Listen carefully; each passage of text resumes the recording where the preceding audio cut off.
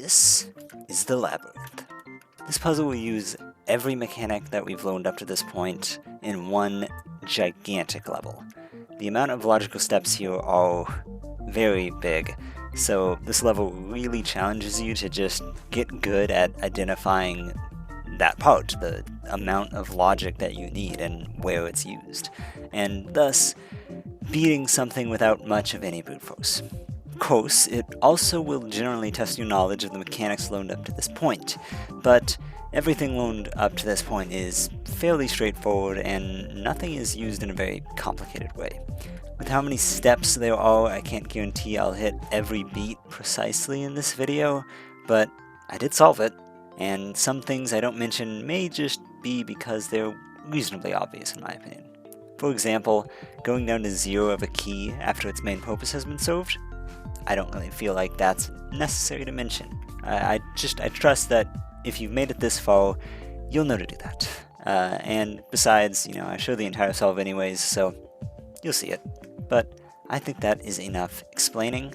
Let's do this.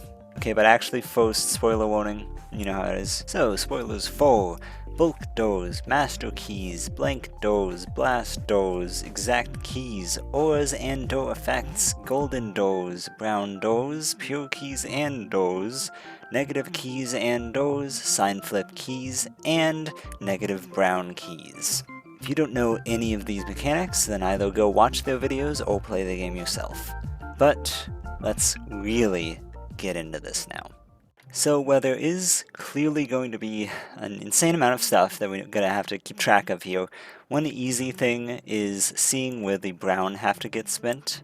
We know taking the negative 99 brown wouldn't work, as there isn't enough negative brown doors to spend the remaining negative 7 on, so we'll have to use a blast door on the 92 brown instead.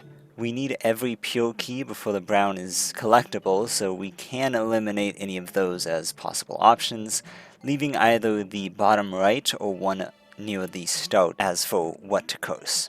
Additionally, by learning the negative 99 is untakeable, we'll need to go through the top route on the right for the pure key. Because we need 5 green for there, we'll have to save the only green sign flip for whenever we can actually get some green, which we know that will be from the right side, as the other option requires red, which requires blue, which requires green. But changing focus back to the start, we know we'll have to spend a master key on the negative 2 cyan, but we'll have to think about the other one. Just looking ahead a little bit, we'll be forced into taking an orange, however we'll be unable to spend the positive one, so we'll have to grab the negative ones. To access a blast orb, for that we'll either have to master the negative 3 brown, which will be forced at some point anyways, or master the pink 1 and open the white at the start. The pink route though would be invalid because counting locks and keys, we've got 48 total pinks but only 47 doors, and since the 31 will be a first take, we also know we can't take the 17 pinks and thus must spin the 31 fully by the end. This is only doable via 2 12 doors, which we can eliminate the one on the right as an option since it is before we actually grab the 31 pinks, one of the 4 doors, and all of the 1 doors, meaning we cannot master key that one lockpick. Thus, the only way to have a master key and 2 whites by there is by master keying the blank white as well. Back to orange, given there's another negative 1 first much further ahead, and only 2 negative orange doors, we'll need to take both at once, then blast and move on a bit. Now at this point we know we'll have to get rid of our 1 orange, and the one below us is virtually inaccessible, so the left one is first. This also uses one of our masters and locks in the remaining pink doors as first and normal opens. We'll have to spend all our cyans since we can't master key past them. One is used on the left to access the orange blast, and the other can be used below since both have the exact same locks, but we aren't able to ever cross past the pinks above. So finally that leaves the white, which we can either skip the white blank with a master, or open the 2 cyan to clear our white. Now this brings up the question of cyan, which, after much counting and thinking, really this took like the longest part of everything, I realized the end uses of them depended on orange, but let me explain how I actually got there. The negative 12 door towards the end obviously suggests either a master or the 12 keys, but you only have 2 masters to actually work with here at the bottom. Now at the bottom we will know that we'll have to master the orange blank, as if we were to go down to 0 right now, we'd expend the last available positive orange, while another exact 1 orange is forced later anyways, so. This leaves us one more that we have to spend elsewhere, forcing the purples as well, which by checking masters available will be opening all but the one gated by the 12 green. And since we'll have to open the 2 blank whites to get more masters, we aren't going to be mastering those either. But as for the cyan though, we just can't open it and get the various forced cyan opens as well, so it also has to be mastered. This totals up to now having noted 15 out of the 16 masters totally available that are used. And by doing a lot of counting and trial and error, mastering the blank white will lead to a dead end. This all comes down to the fact of needing to spend all your cyan after the red, which is gated by blue and thus ultimately green, so by not mastering a cyan, you'll have too many mandatory opens, and the only way to access everything needed to flip your negative 12 cyan is by saving your 6 cyan you get exclusively to get the red and clear the double 1 locks. And finally, that means you will have to master the 4 cyan, and that is our final master, so we can finally start making some moves. A lot of this will be self-explanatory, some of it maybe you'll need to think a little bit about why I chose it, but it should be fairly obvious just with a little bit of thought.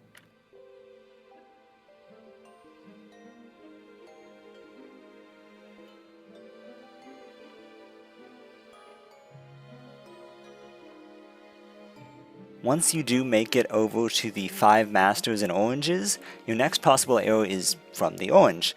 You'll need to get rid of it before the blue, which we're going to need to actually spend all of our current cyan. The left blast door requires a white to access, but we only will have 3 white available to actually open doors, which it just so happens we have just that many doors which we know will be opened. That means that blast door cannot be used for oranges, and so the one on the bottom right will. And since the right way in requires a white, we go through pink on the left, which we already knew we'd have to go through that route anyways, just to spend the pink. And from there, we've effectively explained all the logic to this, and now we just need to execute.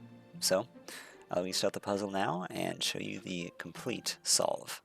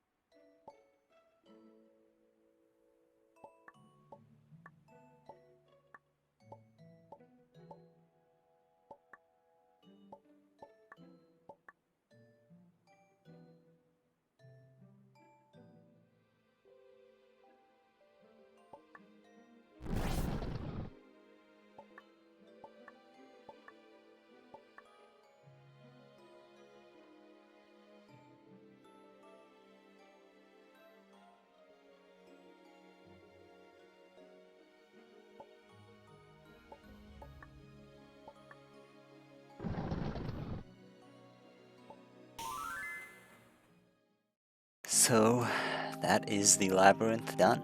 Most people I know, myself included, didn't even do this puzzle after finishing up World 6. It's very foreboding, maybe not the most accurate word, but, it's very threatening. It's practically combining 4 levels worth of logic and size into one puzzle, which, needless to say, is rather hard to put together.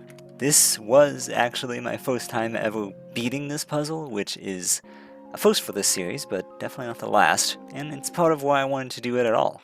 It forces me to actually get through these seemingly insurmountable puzzles. And when that final part clicked into place, I knew I had it locked in at that point, and it just felt so incredibly good from then until I opened that final door and left. But we're not done. I'm sure you know by now that this was just the hub. If you take a trip to the left of it and climb the wall, you'll see another door, letting you continue deeper into the backside. This provides another 5 worlds to go through, and maybe even more beyond that, but that's likely going to be saved for another time, a little bit further from now compared to my usual uploading schedule. As of writing and recording, it is the 30th of May, and if you know me, you know I am a bit obsessed with Deltarune, which is coming out in like 5 days, and I wrote "oh my god" in the script here as well, but I think it would be a bit cheesy to say that verbatim. While it's possible that I'll work through World 7 in the intermediary, between now and then, it's unlikely that I'll actually be able to put that together into an entire video in that time, because I also have a job. The world is 15 levels as well, and I also am pretty sure there's a notable difficulty spike in this world compared to World 6 and just the hub in general. So, and without saying, once Deltarune is out, you just know that that's all I'm going to be playing. I'm going to be absorbing every little detail I can find about it, every secret that I hear. It's going to consume me. So, TLDL, series is going on a mini hiatus, not because I'm burnt out or anything, there's other things that are going to take priority, and I hope that's okay. I feel like this is a pretty fitting time for that though, because Labyrinth really is a perfect adieu to the hub. It really captures that relatively simpler essence of these 6 worlds. And from here on out, we're just getting into the big leagues, so get ready. And, on the bright side, if you haven't already, this would be the perfect time to play the game. And just, get caught up, or maybe even ahead, whatever you want. I know I shill it a lot, but, I'm making a series on it, so you can expect that I'd want you to play it. But at the end of the day, do whatever floats your boat. I don't really care that much. I'm just a funny YouTube person. And enough yapping. I'll see you in the Mooncloud Lake.